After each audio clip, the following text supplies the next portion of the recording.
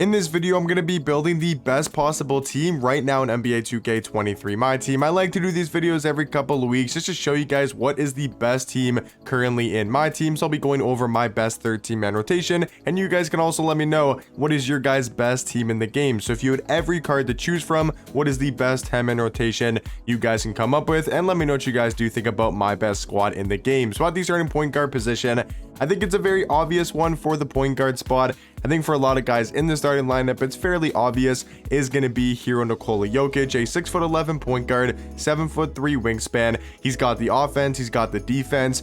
I mean, he just does everything so well. I mean, most people think Ben Simmons and Luka are potentially the second and third best point guards in the game, but Ben doesn't really have too much offense. He can still score, but he's not like an elite level offensive card, but he's an elite level defender. And then Luka Doncic, the flip of that, he's a really good offensive card, one of the best offensive point guards in the game, but isn't like an elite defender. But that's what Jokic is. He's an elite defender because he's 6'11" at point guard, 7'3" wingspan, has all the stats, the badges, maybe not the best defensive tendencies in the world, but a great defender. And then he's also elite on offense at the point guard position. He's got the Eric Pascal base, Oscar Robertson upper on very quick timing, such a fast jump shot, and then also really good dribble sig. So Jokic definitely going to be the starting point guard on the best team in the game. Can pretty much play with any card. He's got the defense and does have the offense. At the starting shooting guard position, you guys know who dropped yesterday, and you guys know who's going to be at that shooting guard spot. It's going to be the first endgame in 2K23, and that's going to be endgame Kevin Durant. His jump shot, I will say, is legit so fast. He's a 6'10" shooting guard though, 7'4" wingspan. He's got 99 every single stat. He's got every single Hall of Fame badge, a total of 64 in the game. So he's completely maxed out, tendencies wise, stats wise, badges wise. And then you take a look at his animations. He's got some of the best animations in the game. The KPJ base and the Sadiq Bey upper on very quick timing might legit be the fastest jump shot. I'm not going to say might. I think it is the fastest jump shot currently in the game because the Sadiq Bey upper makes jump shots so fast. If you guys have used Jack Sigma, you'll know exactly what I'm talking about. He's got such a quick release, and that's going to be the same for Kevin Durant. It's almost too fast of a jump shot at first.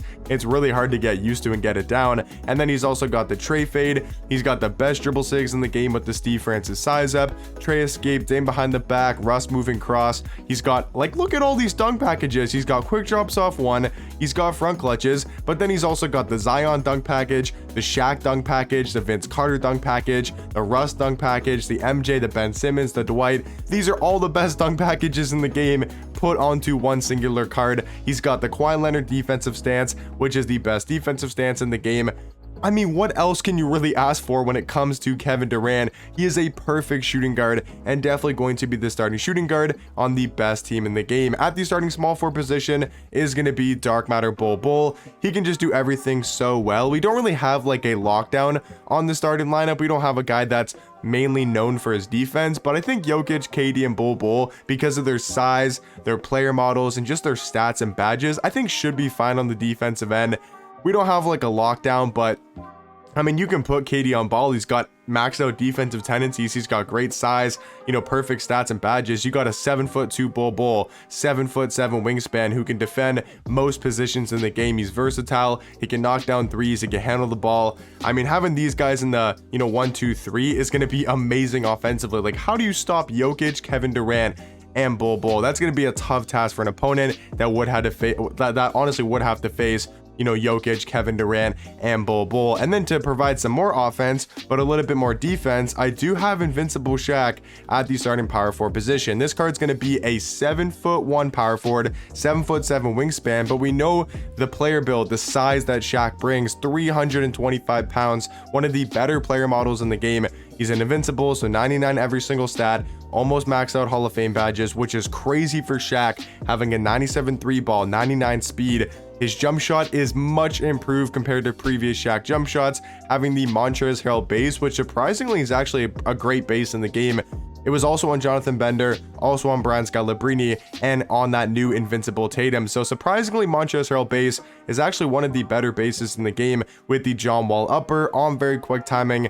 I mean, the Shaq card can shoot threes at such a high level. He can handle the ball. and he's just going to be one of the best power forwards in my team. And then at the starting center position, to nobody's surprise, is going to be Manute Bol. Either the best card in the game, him or KD, I think are the two best cards in the game and are kind of on that different level. 7'7", can play center power forward, 8'5" wingspan, the best player model in the game. This guy gets the craziest defensive animations known to man.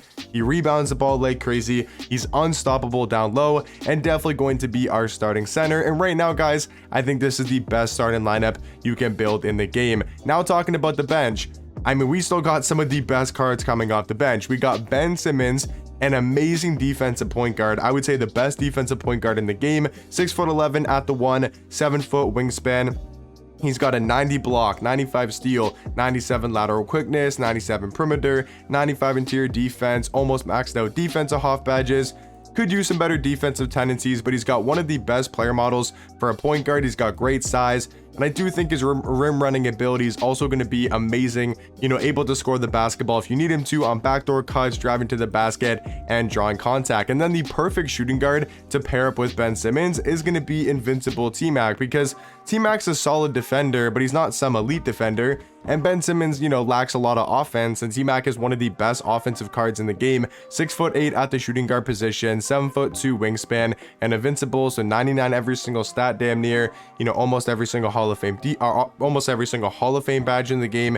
He's got one of the best jump shots with the KPJ base, the Oscar Robertson upper on very quick timing.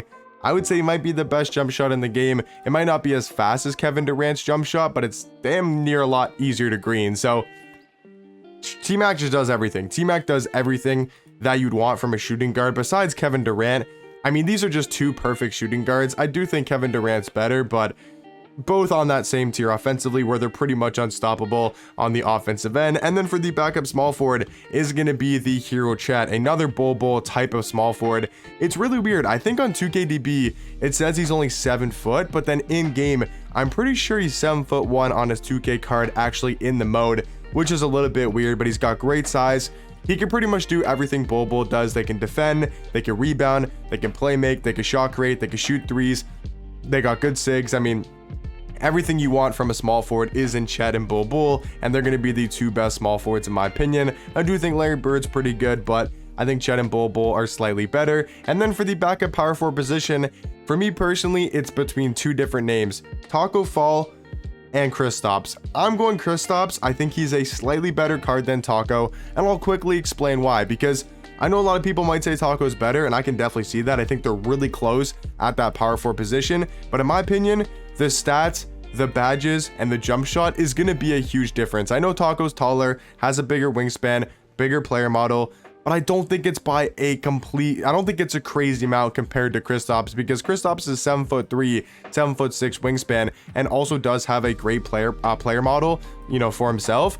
But then you take a look at the stats. Plus 33 speed, plus 33 acceleration. His defensive stats are going to be so much better. His badges are so much better all around, because he's got 55 on Hoff. He's got a way better jump shot. He's got better dribble sigs. I know Taco is still extremely overpowered, and Taco is still one of the best cards in the game, but I would take Kristaps over Taco at the power forward position. So let me know, who'd you guys go with, Taco Fall or Kristaps for that backup power forward position? And then for the backup center, it's really between Yao Ming and Rick Smith, and I think Rick Smith is slightly better. I'll also show you guys a different kind of lineup you can run if you wanted to go a little bit more height and maybe a little bit more cheese. This is the best 10-man rotation in my opinion though. If I were to have every single card to my choosing, which I do on 2KDB, and I can choose the best 10-man rotation, this would be my squad for the 10-man rotation. So let me know in the comment section down below your guys' best 10-man rotation with every single card to choose from. And then for those last 3 spots, you got to throw Yao Ming in there, because him and Rick Smith are pretty much the exact same center card. And if you wanted to cheese a little bit more, this is what you could do: is you could start Rick Smith with Manute Bol. You could get rid of Kristaps or Shaq.